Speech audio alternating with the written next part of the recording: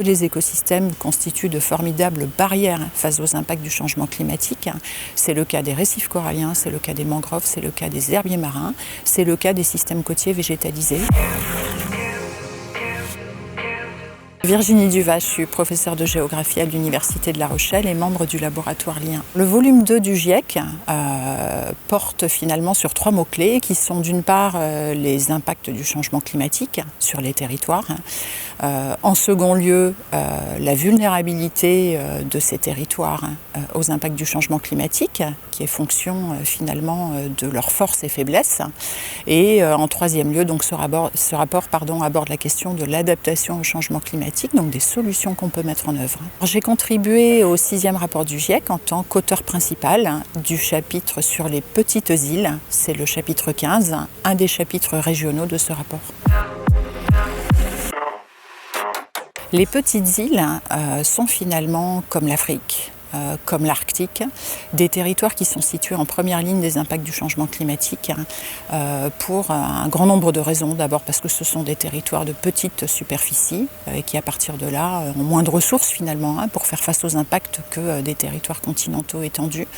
Aussi parce que ce sont des territoires qui sont situés en plein océan et qui à partir de là sont très touchés par les impacts du changement climatique sur le climat d'une part, mais sur le milieu océanique et les écosystèmes d'autre part.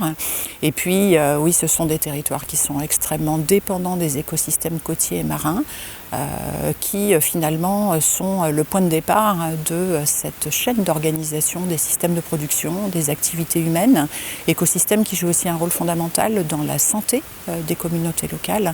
Et donc pour toutes ces raisons, ce sont des territoires assez cruciaux et qui subissent déjà relativement fortement les impacts du changement climatique et qui, à partir de là, sont aussi finalement des territoires pionniers pour explorer le panel des solutions disponibles. La France possède de nombreuses îles à travers le monde. Elle possède 9 territoires d'outre-mer qui sont insulaires et tropicaux. Et au sein de ces territoires, elle possède en Polynésie française le plus grand groupe d'atolls au monde, 77 atolls sur les 439 qui existent. Et ces atolls font partie des terres les plus menacées parce que ce sont des îles qui sont très petites, qui sont très basses et qui donc offrent beaucoup moins de ressources pour faire face au changement climatique que les autres territoires.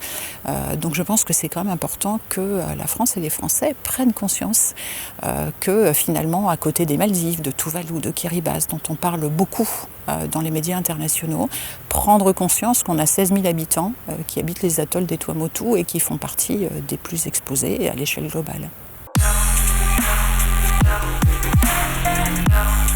L'enjeu auquel on est confronté au cours de ce siècle, c'est d'être capable de construire de manière anticipée des trajectoires d'adaptation au changement climatique qui permettent de penser en fait pour chaque territoire une combinaison de solutions adaptées, complémentaires et qui devront être évolutives dans le temps, au fur et à mesure finalement que les impacts du changement climatique vont s'aggraver.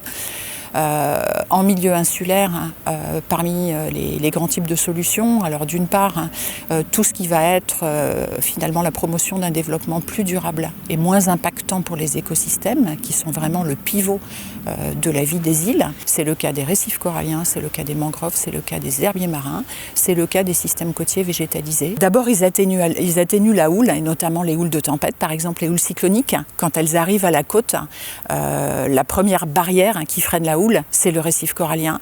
Derrière le récif corallien, si par exemple on est à Mayotte, on a des mangroves, on a des herbiers. Donc il y a vraiment un effet de freinage de la houle qui donc amortit son énergie et fait qu'ensuite cette houle cyclonique, elle est beaucoup moins dévastatrice quand elle arrive à terre sur les aménagements humains. Donc ça, c'est le premier rôle des écosystèmes, ce sont les plus beaux brise-lames naturels qu'on ait. Et ensuite, leur deuxième rôle, c'est que mangroves, herbiers et végétation des dunes et des plages fixent, finalement, interceptent tous les sédiments qui sont apportés par les vagues, les fixent. Et en les fixant, en fait, ces écosystèmes, ils font quand même un truc qui est assez génial, c'est qu'ils sont capables de se développer verticalement et donc en s'exhaussant, en se développant verticalement, ils s'ajustent à l'élévation du niveau de la mer et ils annulent ces effets sur les côtes. Donc si la mer monte de 10 cm et que la mangrove réussit par captation de sédiments et par fixation de ces sédiments avec ses racines à monter aussi de 10 cm, on se retrouve en fait avec une annulation de l'effet élévation du niveau de la mer. Et puis à côté de ça, être capable, par exemple, de mettre en place, là où c'est nécessaire, la relocalisation, c'est-à-dire le déplacement des hommes, des activités vers des zones moins exposées au risque. Ce sera à partir de 2040-2050 un axe absolument fondamental des politiques d'adaptation.